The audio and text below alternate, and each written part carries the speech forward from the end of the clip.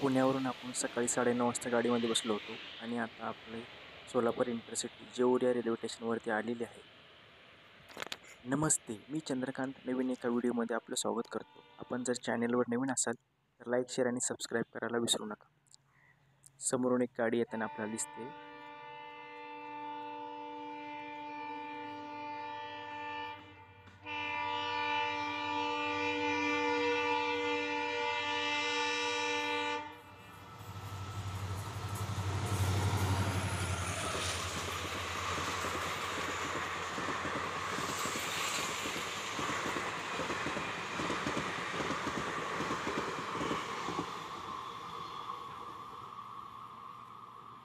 अत्यंत वेगाने सोलापूरकडून पुण्याच्या दिशेने ही गाडी गेली. जेऊर हे रेल्वे स्टेशन करमाळा तालुक्यातील अत्यंत महत्त्वाचं रेल्वे स्टेशन आहे. आपल्याला समोरून एक मालगाडी जाताना दिसते. पुणे दौंडीकडून ते सोलापूरच्या दिशेने जाते.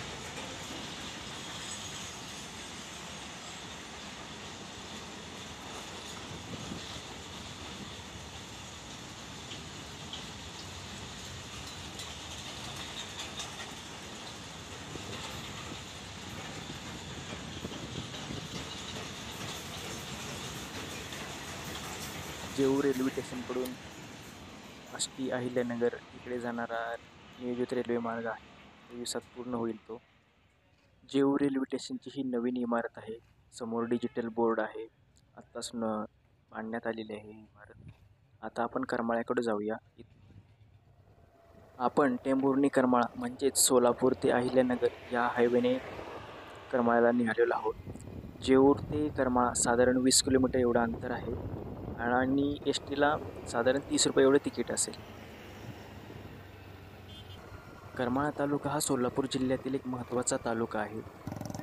उजनी धरणं आहे, त्यामुळे खूप हिरवेगार अशी शेत आहेत.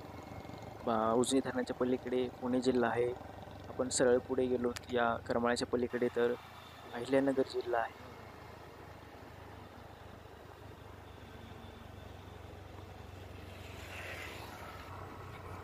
टेंभुर्णी करमाळा हा 4पदरी रस्ता आहे. काही ठिकाणी खूप खराब रस्ता आहे. भरपूर अपघात होतात. बरेचसे लोक मरण पावलेले आहेत या रस्त्यावरती.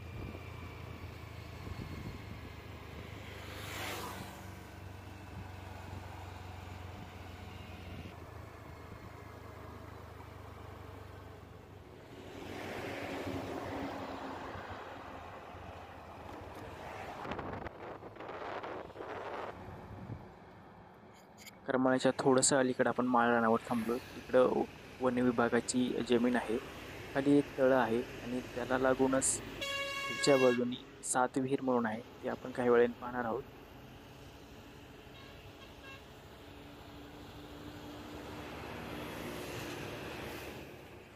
ॲम्ब्युलन्स येते ते करमाळा शहरातून येते. तर बाजूचा रस्ता हा करमाळा बायपास आहे. अहिल्यानगर इकडे जातो.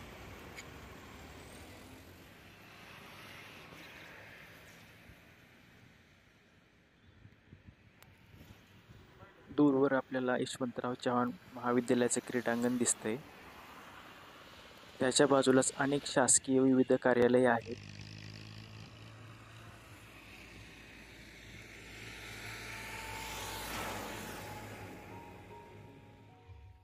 आता आपण 7 विहीर या परिसरात आलेलो आहोत.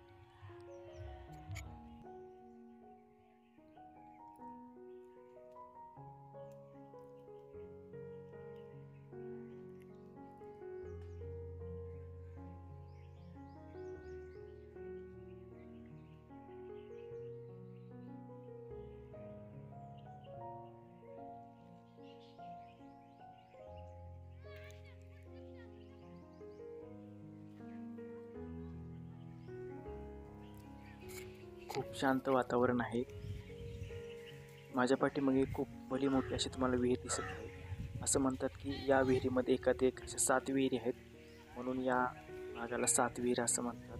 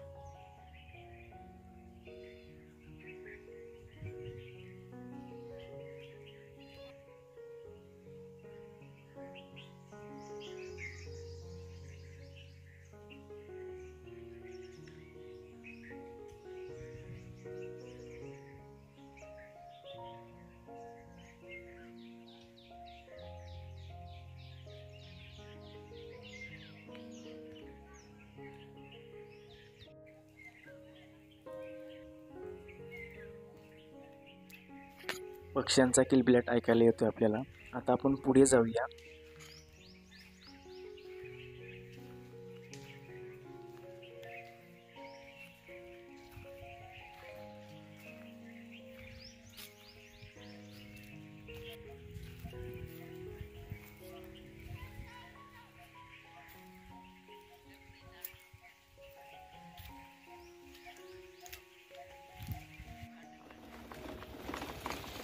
करमाळ्याच्या अगदी एका बाजूला विहीर आहे.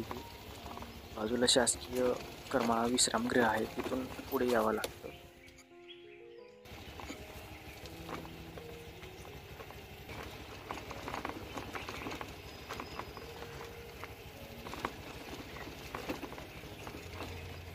आता आपण समोर आलोय.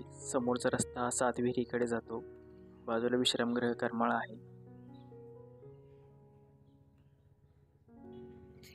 डाव्या बाजूला दिवाणी न्यायालय वरिष्ठ स्तर व दिवाणी व फौजदारी न्यायालय आहे. याच रस्त्याने आपण पुढे जाऊया. पुढे आल्यानंतर आपल्याला यशवंतराव चव्हाण महाविद्यालय करमाळा हे आपल्याला दिसतं. याच बाजूला आपण मागे पाहिलेलं या महाविद्यालयाचं क्रीडांगण आहे.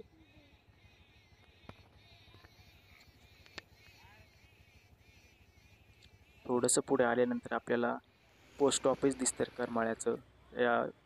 त्याच्या पुढे थोडं करमाळा बस स्थानक आहे. करमाळा हे तालुक्याचं ठिकाण असल्यामुळे या ठिकाणी प्रवाशांची नेहमीच गर्दी पाहायला मिळते.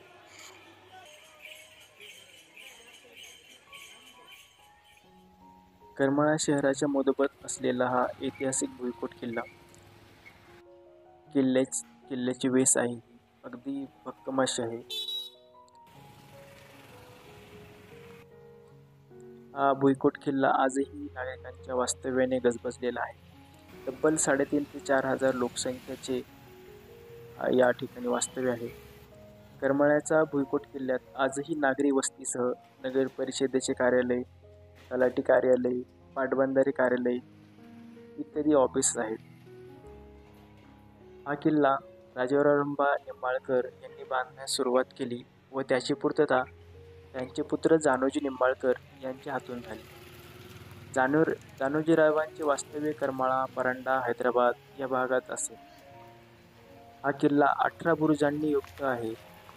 आपल्याला समोर भला मोठा लाकडी दरवाजा दिसतोय. हा किल्ला 1727 ते 28च्या दरम्यान बांधण्यात आला आहे. पुरातत्व खात्याकडून या किल्ल्याच्या डागडुजीचं काम चालू आहे. दगडी बांधकामातील हे कमान आपल्याला समोर दिसत आहे.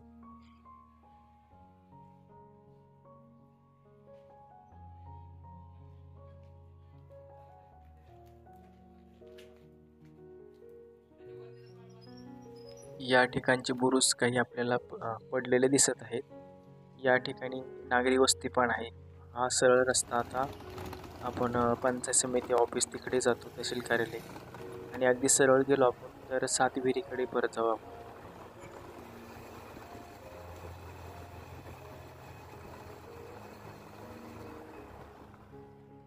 या भागामध्ये पंचायत समिती, तहसील कार्यालय, पोलीस स्टेशन, अनेक सरकारी कार्यालय आहेत. रेशनचे ऑफिस आहे, अंगणवाडीचं ऑफिस आहे.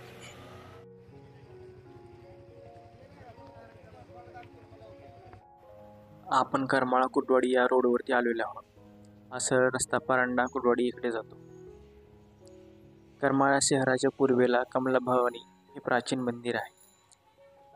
मुख्य मंदिर हे हेमाडपंथी आहे, तर उंच दीपमाळा इस्लामी स्थापत्यकलेची प्रचिती देतात. गोपुरे व पंचधातूचे कलश दाक्षिणात्य स्थापत्यशैलीचे दर्शन देतात.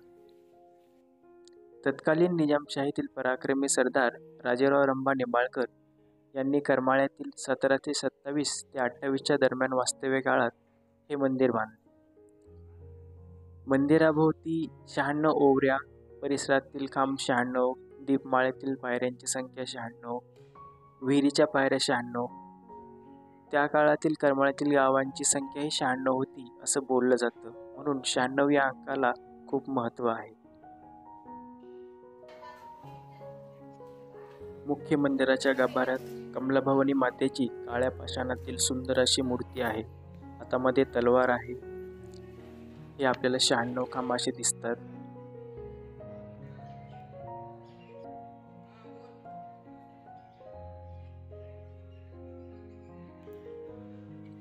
नवरात्रीमध्ये या ठिकाणी प्रचंड गर्दी असते.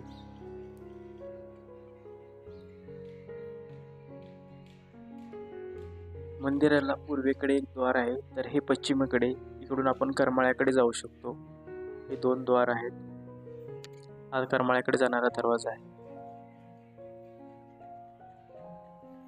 मुख्य मंदिरासमोर पूर्वेकडील द्वाराजवळ उंचच्या उंच 3 दीपमाळा आपल्याला एका रांगेत उभ्या असलेल्या दिसतात.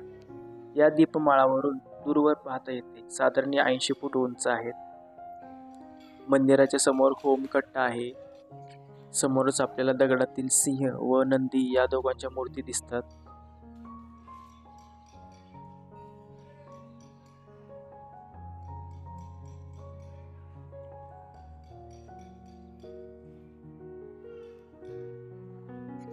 दीपमाळा समोरच असलेला हा पूर्वेकडील मुख्य दरवाजा आहे.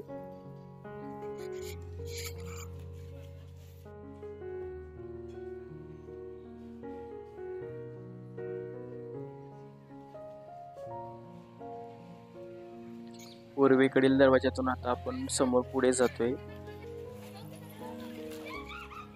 इथे थोडं बागेसारखं आहे. तिथून आपण दक्षिण उत्तर असणारी भली मोठी जी विहीर आहे ती पाहण्यासाठी जातोय. ही भली मोठी दगडी बांधकामातील दक्षिण उत्तर अशी विहीर. या ठिकाणी काही चित्रपटाचं चित्रीकरण झालेलं आहे.